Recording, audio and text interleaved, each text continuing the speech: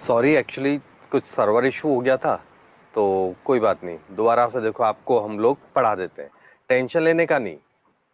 ठीक है, चलो देखते हैं हम लोग। अभी मैं आपको समझा रहा था कि कहां पर मोनो और कहां पर डाई वाला काम आएगा। क्लियर है कि नहीं?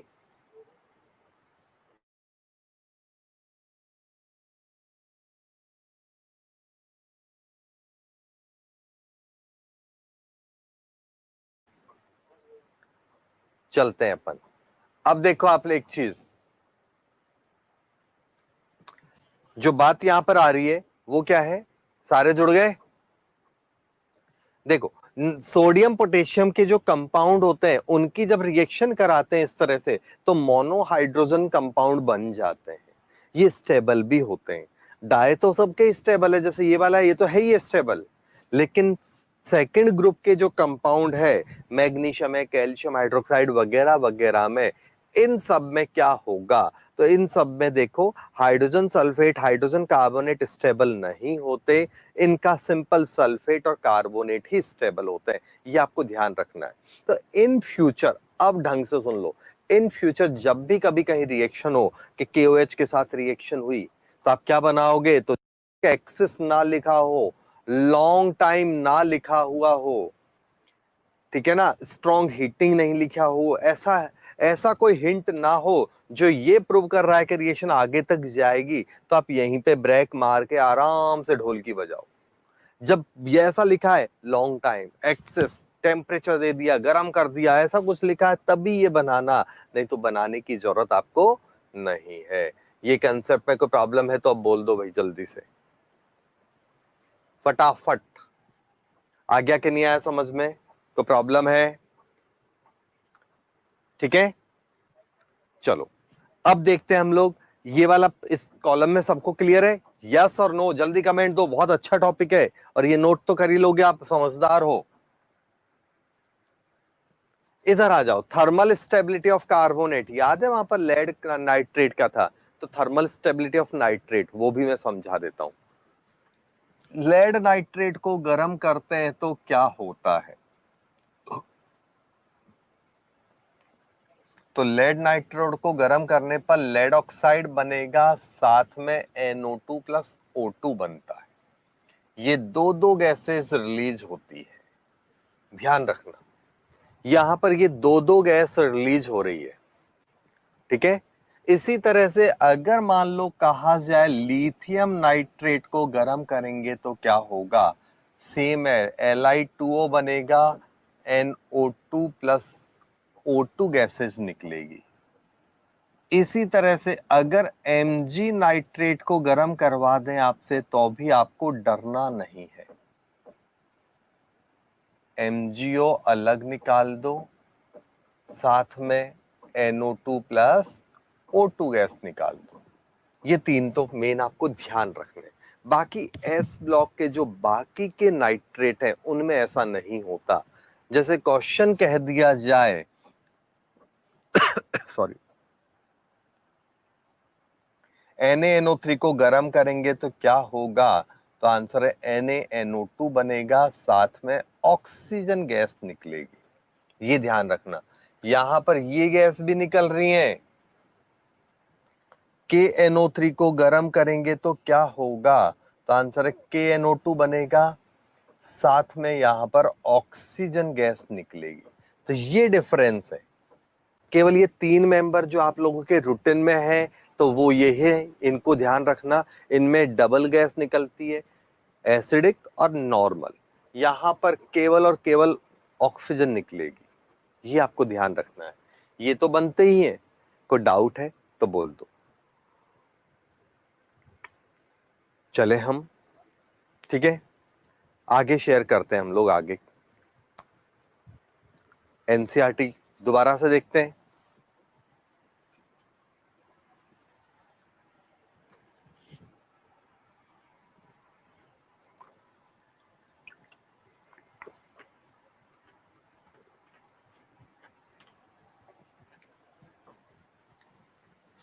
अब देखो, ये है आपका रेजोनेंस और स्ट्रक्चर्स, ये हम बॉन्डिंग में देख चुके हैं। एक बार और मैं बाद में बताऊंगा, तो इसको सेल्फ देखना, एंगल वेंगल और ये सब ज्यादा याद करने का झंझट नहीं है, एकदम फुर्सत में जब रहो तो ये एंगल वगैरह आप ध्यान रखना।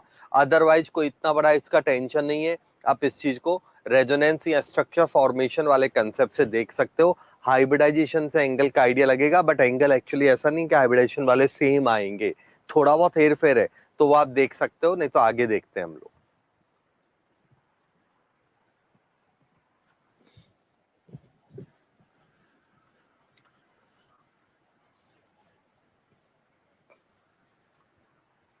अगले पेज, अगला जो है ये इंटेक्स क्वेश्चन सेल्फ करना है। HNO3 को देखते हैं अपन अब।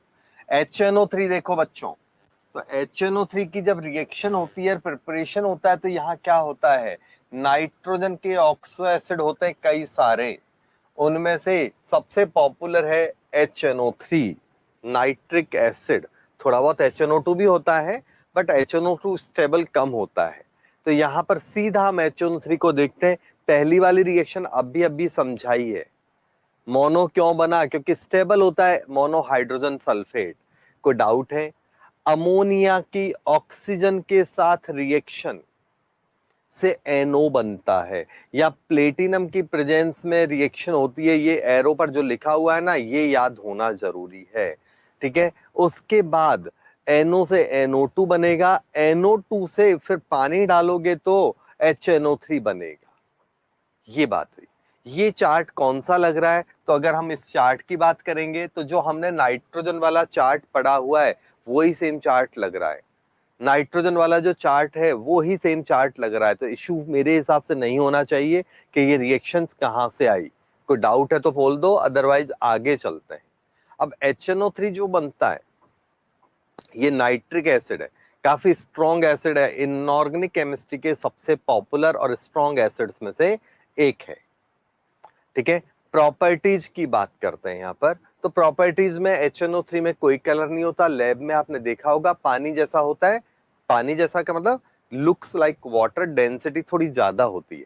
फ्रीजिंग पॉइंट आप देख रहे हो इतना है, बॉइलिंग पॉइंट सफिशिएंट है, अराउंड 70-80 डिग्री के आसपास ये बॉयल होता है। लेबोरेट मतलब ठीक है ना, खत्म। अब यहाँ पर लेबोरेटरी में जो नाइट्रिक एसिड अपने को मिलता है वो 8% कंसंट्रेट होता है, मतलब इतना डाइल्यूट होता है, बाकी का पानी होता है। 100 ml अगर HNO3 का एक्वस सॉल्यूशन है, 68% का मतलब क्या है, HNO3 का 100 ml सॉल्यूशन है, तो उस 100 ml में 68 ml HNO3 है, 32 ml पानी है। 68 ml HNO3 और 32 ml पानी है। क्लियर हो गया? डेंसिटी है 1.504 होती है, आपकी मर्जी है, आप याद करो या ना करो कोई फर्क नहीं पड़ता, ठीक है ना। HNO3 कौन सी स्ट्रक्चर में होगा, तो आंसर है HNO3 प्लेनर मॉलिक्यूल है, जो स्ट्रक्चर वहां दे रखी है उस तरह से। ऐसा क्यों, वो भी मैं एक बार बोर्ड पे समझा देता हूँ, पहले बार नीचे की रिएक्शंस देख लो फटाफट, अगले पेज पे आ जाए अपन। टाइम पास हो, एसिडिक है तो टाइम पास है, आप जानो आपका काम जाने, ठीक है। HNO3 एसिडिक नेचर शो करता है, दूसरा HNO3 पावरफुल ऑक्सीडाइजिंग एजेंट है।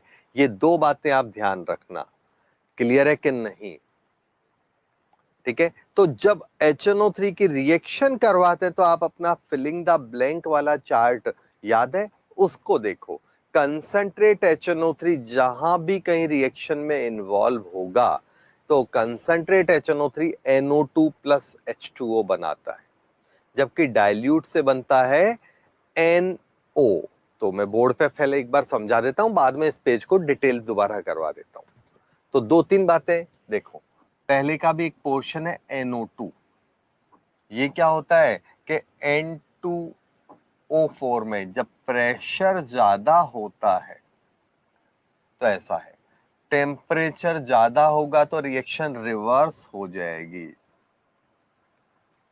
NO2 में क्या होता है, मान लो इसको सिंपल वे में ऐसे समझ रहा हूं मैं, ठीक है ना।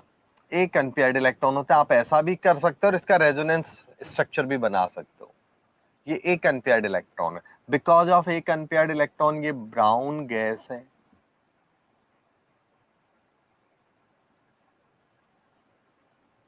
पैरामैग्नेटिक है ये। N2O4 में अगर हम बात करें डबल बॉन्ड, कोऑर्डिनेट बॉन्ड कुछ भी बना लो, ये एक अनपेयर्ड इलेक्ट्रॉन है, ये दूसरे नाइट्रोजन का एक और अनपेयर्ड इलेक्ट्रॉन है, दोनों यहाँ गले मिल जाते हैं। तो इस तरह से ये क्या होता है, अनपेयर्ड इलेक्ट्रॉन खत्म, वन अनपेयर्ड इलेक्ट्रॉन है इसमें।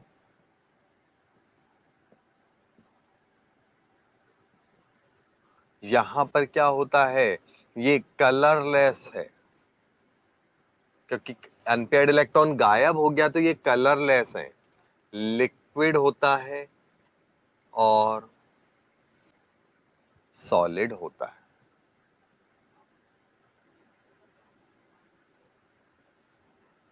डायामैग्नेटिक होता है, अनपेयर्ड इलेक्ट्रॉन्स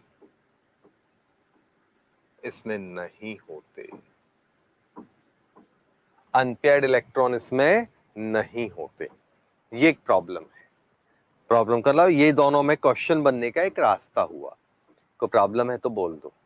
दूसरा, वो वहां पर जो HNO3 बन रहा था तो वो कौन से चार्ट से बना था, याद है हमारा, अमोनिया बनता है, यहाँ एयर डाल दूंगा तो NO बन जाएगा, NO का ऑक्सीडेशन होगा, NO2 बनेगा, और NO2 जो होता है इसमें जब पानी डालेंगे, पानी डालने से इसका ऑक्सीडेशन होके HNO3 बनेगा। अब कॉमन सेंस है, ये ऑक्सीडेशन, यहां से ये ऑक्सीडेशन हो रहा है, ये अगर यहां से ये ऑक्सीडेशन हो रहा है तो ये रिडक्शन भी होएगा, तो इट मींस ये जो बन रहा है तो ये इधर जाएगा तो उधर भी आएगा। कोई प्रॉब्लम है तो बोल दो, जल्दी बोलो भाई, हाँ या ना। अब बोलो, कुछ इशू है, समझ में आ रहा है, आगे देखो। अगला जो पॉइंट है, अमोनिया वाला केस हो गया है, फिलिंग द ब्लैंक वाला देख लो एक और बात, HNO3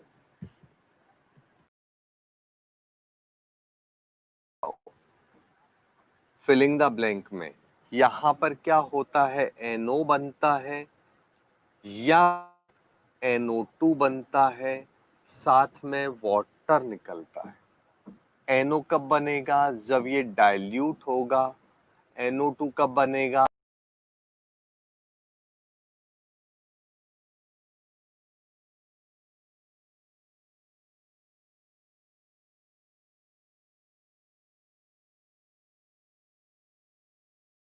समझ में नहीं आ रहा है क्या, ठीक है, आवाज तो आ रही है ना मनीषा, वो नेटवर्क इशू थोड़ा सा चल रहा है शायद, इसके कारण वो सर मतलब नेटवर्क के कारण स्लो हो गया। देखो अभी हम एकदम से आ गए स्क्रीन पर दोबारा से, ठीक है। तो HNO3 फिलिंग द ब्लैंक वाला चार्ट है, ये वाला चार्ट भी पहले कर चुके हैं, रिवीजन हो रहा है, इसमें कोई इशू है तो बोल दो, ये समझा ही दिया मैंने। और ये HNO3 का फिलिंग द ब्लैंक वाला चार्ट है। HNO3 जो होता है ये क्या होता है आपका, तो ये डाइल्यूट है तो NO में बदलेगा, कंसंट्रेट है तो NO2 में बदलेगा। ये एक बात हो गई आपकी, कोई इशू है तो बोल दो। इसके बाद वाला चार्ट अप्लाई करो, वो वाला पूरा पेज मजे से मक्खन की तरह समझ में आएगा। तो हम लोग वापस से नोट्स को देखते हैं, ये मैंने रिवीजन कराया, नोट्स को देखो, आपको देखो कितना इजीली समझ में आ रहा है।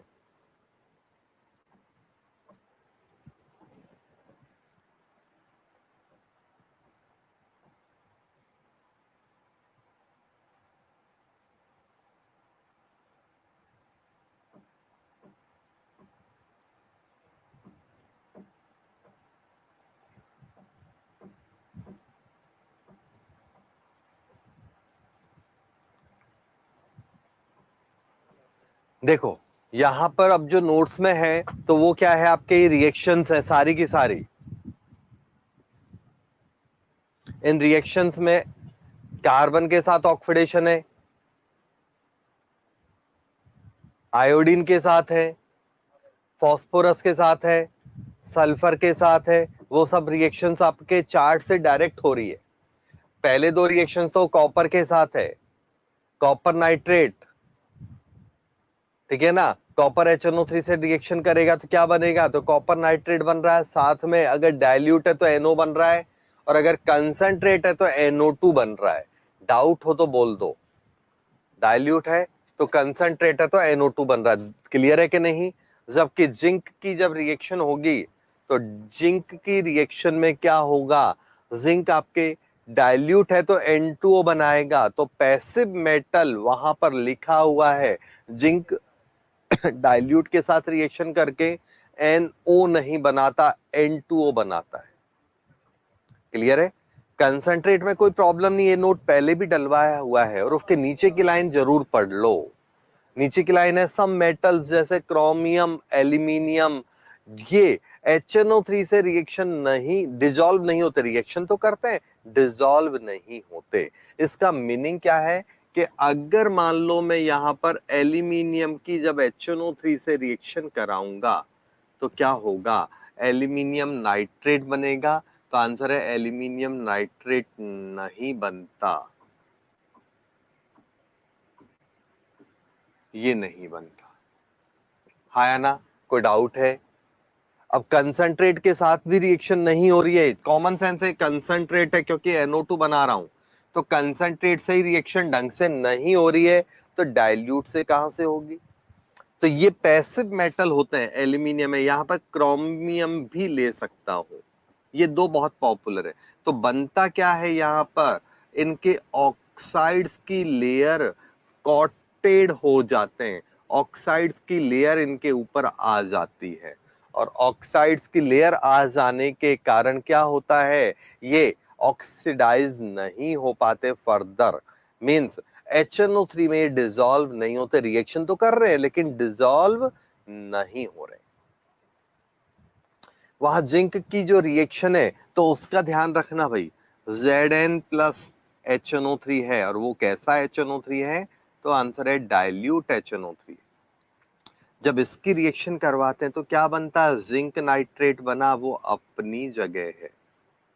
साथ में मैंने क्या किया, वहां पर ट्विस्ट कर दिया, NH4NO3 लिख दिया। कई बार ऐसा बेवकूफ बना देते हैं, ये सही है क्या गलत है, तो ये आंसर ये सही है, क्योंकि ये बाद में जो होता है ना, बाद में N2O में बदलता है, ये देख लो।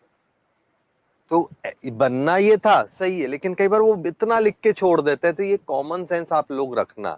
वापस नोट्स को देखते हैं अपन, यहाँ तक कोई डाउट है तो कमेंट भी करते जाओ फटाफट फटाफट, ठीक है?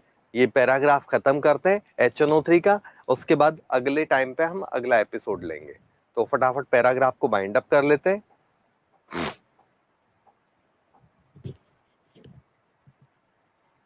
कोई प्रॉब्लम है तो बोलो, कमेंट भी दो जल्दी से, नींदों में से जग जाओ भाई। इंपॉर्टेंट टॉपिक चल रहा है HNO3, बहुत काम आएगा आपको बुढ़ापे में, एग्जाम्स में आप याद करोगे कि सर ये स्क्रीनशॉट है ही आपके, हमारे पास तो प्रूफ है, रिकॉर्डिंग आप भी याद करोगे, ये सारी रिएक्शंस मैं करवा चुका हूं, ठीक है ना? अब देखो ये ब्राउन रिंग टेस्ट, ये ब्राउन रिंग जो टेस्ट है, तो ब्राउन रिंग टेस्ट में